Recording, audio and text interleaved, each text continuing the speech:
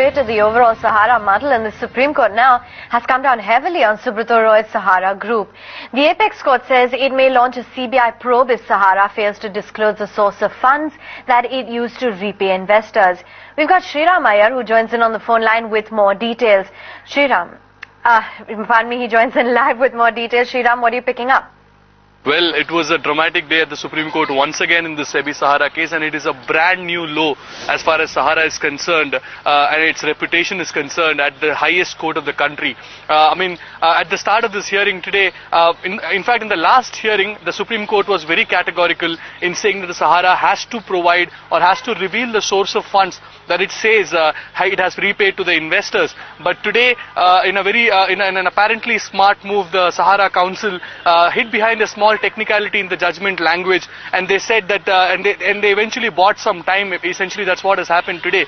They get another 2 weeks to reveal the source of funds, but in the process they've really irritated the Supreme Court, if one can use that phrase, and the judges came down really hard upon them, saying that, if they do not really comply or cooperate with the SEBI's investigation, they might really, it would be wrong on their part to presume that the Supreme Court has no options. The Supreme Court can ask the CBI or the Registrar of Companies to step into this investigation, and if they cannot reveal the source of funds by themselves, the company does not do that, then there are investigating agencies who can do it on their behalf, and that would be the group's undoing if nothing else. And therefore the Supreme Court today said that by 23rd of Jan, Sahara has to reveal the source of funds, as well as provide any other detail that SEBI might ask for in the past and in the future as well. And they can't really hide behind the technicalities of legal language. And of course, more importantly, they'll have to.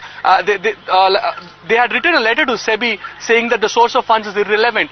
That's something that really invited the Supreme Court's wrath today, and they said that no matter what detail the SEBI wants, the burden of proof is on Sahara to provide.